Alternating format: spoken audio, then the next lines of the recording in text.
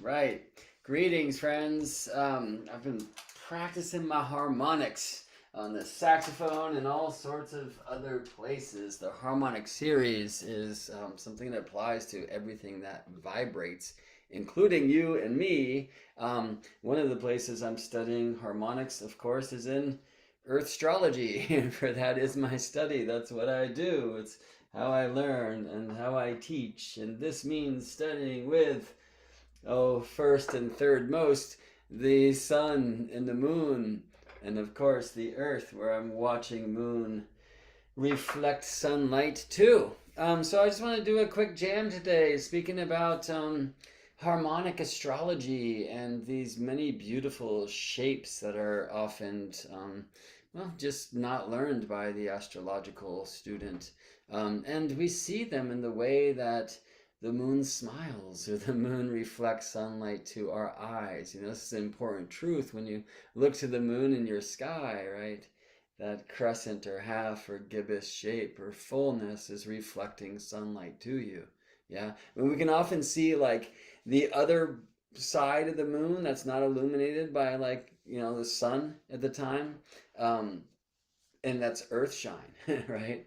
So really, in that case, I should put up a picture to describe. But I'll just actually ask you to close your eyes and imagine times when you've seen like a beautiful crescent moon, but we're also somehow magically able to see the rest of the moon in like a much dimmer expression. That crescent would be moon reflecting sunlight to your earthly eyes. The rest is called earthshine, and it's sunlight reflecting off Earth, then off the moon, and back to Earth. It's literally older than the crescent, the Earthshine. But as the moon will wax away from the sun, her smile will grow from that sliver crescent and through the half and the gibbous shapes until she's full, like, ah, right? The moon just like fully singing and fully reflecting sunlight back to us. And then, of course, in the second half of the moon will wane, right? And she, having distanced herself fully from the sun in Earth's zodiac, that means opposite the sun, full moon, and she starts to apply to the sun again, right? And moves through that fullness to gibbous, to half, to crescent, right? The balsamic moon, and then once again new. Yeah.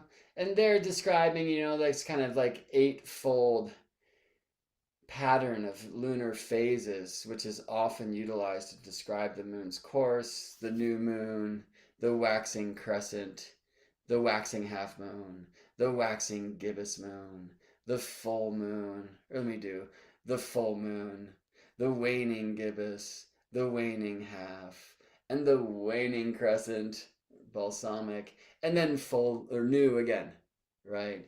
This is called an eighth harmonic when we divide the circle into these 8 slices. Like divide the circle of 360 by 8 and you get 45 degrees. So this is actually the code that most modern astrologers use and most astronomers use to kind of track the eightfold phases of the moon. Moon conjunct sun, right? An angle of 0 degrees. They're in the same place of the zodiac, at least longitudinally speaking, the same zodiac degree, right? So 0 degrees separation or phase between the two. And that kind of newness holds until the moon is 45 degrees away from the sun. And then we find the octile, 1/8, or some call it the semi-square, half of a square of 90 degrees, yeah? And then we begin this waxing crescent phase, and that holds until the moon is square the sun, 90 degrees away, when you get that half moon shape, yeah? Half illuminated, half not. and a strange line on the moon's face. So strange because moon is such a curvy being. You won't see that line for long. And certainly you see all sorts of different curves before the moon gets to the next 45-degree phase, which would be 135, right? 90 the square plus 45. And that 135-degree aspect, as we say in astrology, would be 3/8, the trioctile, or a square 90 plus half a square 90 plus 45 135. So some call that the sesqui-square or the sesquiquadrate. Yeah. And then so 135 plus another 45 to get to 180, the opposition. And then 225, 270, 315, 360, which is 0. That's just like the eightfold pattern of phases that's typically employed in modern astrology and modern astronomy. I mean, and super interestingly, in modern astrology, because most astrologers don't really work with these 45-degree aspects. Right? I mean, actually, traditionally, that's not an aspect at all. 45. It's somewhere between 0, the conjunction, and 60, the sextile. And traditionally, there's only 7 aspects. I call them the way of the 7 rays. There's the 1 opposition. So let's talk about like Aries is opposite Libra. There's the 2 trines, so connecting signs of the same element. Aries is trine Leo in one direction and Sagittarius in the other. There's the 2 squares, connecting the 2 other signs of the same modality, besides that of the opposition in the place that we are looking from. Yeah, so Aries, for example, cardinal sign, Libra, cardinal across the ways. They're cardinal directions. The sun should remind us of this at equinox time, when the sun coming up in a day is due west of the center of the earth where we all connect. Anyway, Aries east, Libra west, Cancer north, Capricorn south, right? So those cardinal directions, that cardinal modality forms this great square in the zodiac, right? So we have our opposite sign from Aries, Libra, our 2 square signs, Cancer and Capricorn. Of course, we could do this from Taurus, and opposite is Scorpio, and then the squares are the other 2 fixed signs of Leo and Aquarius, yeah? Anyway, let's stay with Aries. So the way of the 7 rays, the opposition, Libra, the 2 trines, Leo and Sagittarius, the 2 squares, Cancer and Capricorn, the 2 sextiles, right? Which from Aries are Gemini and Aquarius. Yeah, like the opposition, Libra, air signs. Yeah. And that's it, right? So we also say maybe the conjunction for the 8th, but traditionally conjunction is actually cohabitation.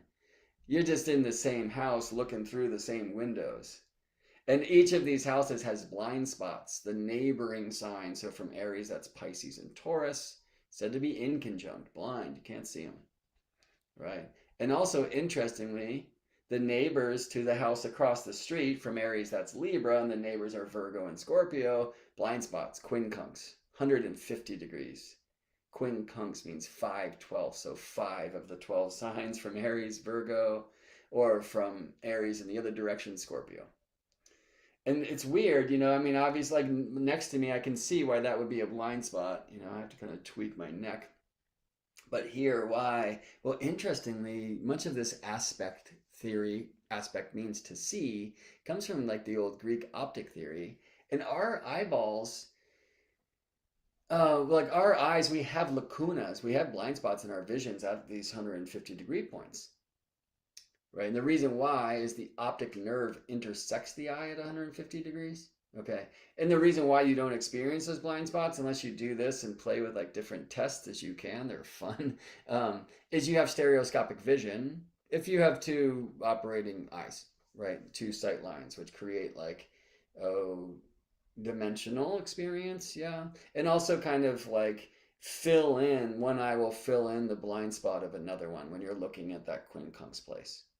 Yeah.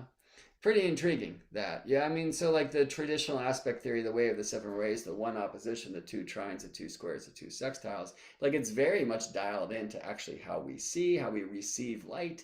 And that was one kind of ancient optical approach. Another was that you're not receiving light from these seven directions, but rather you are sending light to those seven directions and kind of printing the reality you experience, which I think is a pretty amazing image. All right. But, so the moon traditionally, she's like new, conjunction, cohabitation, same sign as the sun, moon and the sun, looking through the same house, through the same windows at the other beings. Can I get hair? Makeup? Oh, sorry. Right? And then it's not like the moon from new when we can't see moon at all, right? Unless it's a solar eclipse and you happen to be standing on Earth in a place where the moon is literally visibly occulting the sun and you're in that shadow so you can see moon during the conjunction. Like, unless you happen to be in that very special circumstance, a new moon is a no moon. I mean, typically you're either witnessing and actually not witnessing moon go above the sun or below the sun when they conjoin, and there's just no moon at all, right? So, I mean, the old ways, like you'd blow the horn to announce the new month, not when moon and sun conjoin, but rather when you first see the young moon, the sliver crescent of Diana's bow in the sunset west. Which, by the way, is why many old calendar keepers begin their days at sunset. For that is where each month you see the young moon reborn. Yeah, well, what happens the next day is she will have distanced herself from the sun on average by 12 degrees a day, because the sun moves 1 degree and the moon moves 13 on average, right? So their separation daily is 12 until fullness, and then like the reduction of their separation from full is 12 degrees a day. Pretty amazing, right? Astrologers love this number 12. But what about 8, right? So it's going to take almost 4 days if the distance between the two luminaries, moon and sun, is increasing by 12 degrees a day from the time they are conjunct or new. It's going to take about 4 days for them to get to 45 degrees separate. And then kind of click into this definition of, oh, it's a waxing crescent. Well, you've been seeing waxing crescents for days before then. Right? It's going to take 5 days. 12 times 5 is 60 degrees for moon and sun to move from their conjunction, 0 phase, to 60 degrees sextile. Or so if we're using the way of 7 rays, 1 opposition, 2 trines, 2 squares, 2 sextiles, like the moon will not aspect the sun after their conjunction for 5 days until they're sextile. Well, you see all sorts of different lunar shapes between those 2 times, all right? Let me put a chart for right now on the screen. La da da da. Buttons.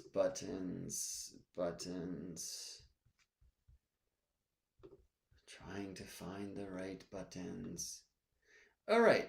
I guess before we go to the charts, and by the way, I've 7 minutes until my next student, so this is going to be a very short jam.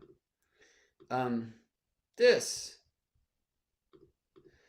GeminiBrett.com is where you can find me, and on this offerings page you can find all sorts of amazing old teachings, which you can also do right here on my YouTube page. There's all sorts of things up here from back in the day and some new, especially here on the kind of live side, because I just to spontaneously go live. You can go here to courses and find a few offerings. There are many more that wish to be posted, and hopefully sometime soon, like the Sacred Astronomy for Astrologers course. It's amazing. All right, I wanted to also show you this, that I will be soon teaching live at the Cosmic Life Expo in February of 2024. I'll be doing a workshop during the amazing, connection of many like-minded folks, I hope, from all sorts of different walks of the way. I'll be on an astrology panel with folks like Rick Levine and Leo King and Kaylin Castell, And then I'll do a post-conference workshop on the Monday that's designed to help you connect to natural time so we can stay more human during this age of exponentially evolving AI. Um, I will next live be available for a workshop specifically on harmonic astrology at the wonderful NORWAC Astrological Conference in Seattle, Washington, which is Memorial Day weekend, May of 2024. I'll do 2 presentations during the course. One I'm super excited about. I've been meaning to do it for so long, which is just like taking the information we find through the astronomers' scopes of modern times and showing how they just confirm the ancient astrological code. It's going to be a really wonderful trip through time and space. They haven't told me the second talk that they've chosen yet, but I think it's going to be sacred geometry for astrologers, or helping astrologers practice in each of the 12 keys to break out of the Aries map alone. I did not serve as the best example of that intention here today in describing the 7 rays from Aries. Anyway, the pre-conference workshop at NORWAC will be on harmonic astrology, which is something I'm particularly obsessed with. And one of the reasons why is it brings together so many of my loves, so many of my studies, like music, harmony, like geometry, which is number in time and number in space, respectively. Speaking of reflectively, number in time and space, astronomy, and number itself, like they're all in this harmonic code. So this is right now from where I sit, Richmond, California. It's 9:53:18 on September 21st, 2023. I'm going to stop this thing. And you know what? Let's take away all beings here, but sun and moon. If we have time, I'm going to bring Jupiter back in at least. Let's go moon and sun. All right, so what are they doing? And you don't see the computer drawing an aspect line between the two of them. I mean, I can go here thanks to the amazing Astro Gold software, and I can rewind the clock to when moon sextiled the sun. Well, let's go back to their conjunction. So we had a moon-sun conjunction in the sign of tropical Virgo on September 14th. About a week ago, and here in the 22nd degree of tropical Virgo, right? So 0 degree phase angle new moon. And you know what? I think from here, I'm just going to go by days. We'll keep this near the sunset. Let me actually go an hour ahead. We'll let the sun set, right? So you're not going to see the moon. It's just traveling so close to the sun. But the next day, the moon on average will have separated from the sun by about 12 degrees, right? So there you go, 22 and 4, right? That equals 12 in our weird math at the zodiac of these 30 degree signs, yeah? So Diana's bow, this young sliver crescent. One day, here's 2, 3, 4 days. And now we're more like 48, but that's this average separation. In this case, you see actually 46, more like 45. So if I bring in more adventurous aspects here, let's do that. You're going to see the semi-square, 45 degrees, and within a third of a degree, just at that time. This was September 18th, a few days ago. All right. And this is the moon, like seen quite visibly in the sky. I saw this moon, this beautiful thing on this Monday, this moon day. This waxing crescent smile of the moon reflecting sunlight to my earthly eyes, yeah? Well, from 45 the next day, we're going to be around, 57, which is what we see here almost exactly. And that's 3 degrees away from a perfect sextile of 60 degrees. Sometimes those 5 days it will be exactly sextile. Sometimes it will have already passed the sextile. Yeah, because we're not talking about circles when we talk orbits. We're talking about ellipses, and moon moves slow every month, and moon moves quite quickly every month. So it's important to know that when we speak about astronomical things, we're speaking in averages and means. But we try to be nice. All right, well, what happens after the 6? And the answer is the 5. Which is 72 degrees away. And I'm wondering why we go from 60 and I don't go straight to 72, but the answer is this is 57, and so this is going to be more like, 69. So here I'm going to go by hours and just show you that you get this Q line, okay, the quintile. The quintile is 1/5 of the circle, right? Divide the circle's 360 degrees by 5 and you get 72. So this isn't one of the, old 7 rays. It's not a platic thing. Plates meaning the signs, like the large divisions of the zodiac. It's partile. It's degree based. I mean, a sextile connects signs that are 2 signs apart from one another, right? Like Virgo and Scorpio. Though we can have a sextile connecting by degree, like in this case, Sun in late Virgo and Moon in Sagittarius. Although really, that's not true. The sextile, we'll see, Moon sextile Sun, was Sun in late Virgo, Moon in late Scorpio. However, like when the moon moves into Sagittarius shortly thereafter, like this is a really good example of Sagittarius moon reflecting Virgo light. Mutable, mutable, those are square signs. But the geometry partile of these degrees is much more like a sextile, like in this moment shown. Moon and sun are 3.5 degrees out of a perfect 60-degree sextile or hexagon aspect angle. And yet, that arrangement is happening in square signs. Mutable, mutable, right? So platic square, but partile sextile. Like, deal with that, right? Let me show you the quintile here. So moon quintiled sun, the waxing quintile, 1/5 of the circle. On September 21st, that's today, at 1:45 a.m. There's a specific event that happened in my life around 7 a.m. that I was very interested in investigating Earthstrologically. And at that time, the moon and the sun here, they're like not quite in 5. The 5th is 72 degrees. Here we're more like 75 degrees. Actually, 74 2/3. So what is that? Like, what is that shape? And I'm just going to answer that question, then I have to run. All right? But I encourage you to do this as you play with the moon reflecting sun to your earthly eyes, to see these shapes of growth and decay throughout the month. And I'll show you a way we can play this number game. I take the wheel of 360, and I'm going to divide it by 75. It's really 74 2/3, so why not? I'll divide this by 74.66, which is 2/3. And I get this weird number, 4.821859095, etc., etc. All right, well, the game here is to tame this by making it a whole integer. And I just know numbers well enough through doing this a lot that I can see that if I multiply this by 6, I'm going to get somewhat close to a whole number.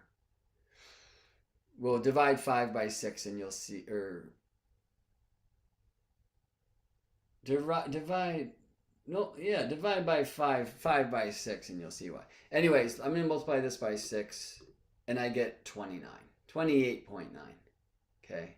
So this tells me that at this time moon and sun were 6/29ths of the zodiac apart. I could cast a 29th harmonic chart and I will see the moon and the sun somewhat conjunct.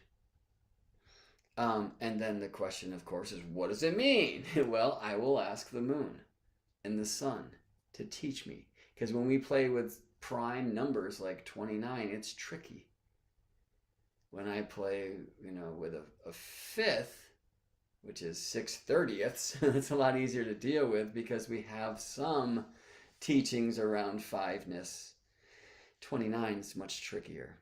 If I do 10, it's 2 and 5. If I do 30, it's 5 and 6. So if I know something about the 5 and the 6, the quintile and the sextile, like I can dance with 30 Earth 30 is 5 and 3 and 2. So if I know something about the quintile and the trine and the opposition, I can deal.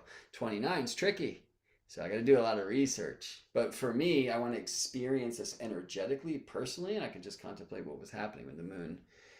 Well, 629th the sun this morning. Much more of this to come, but there's a little starter kit. See you in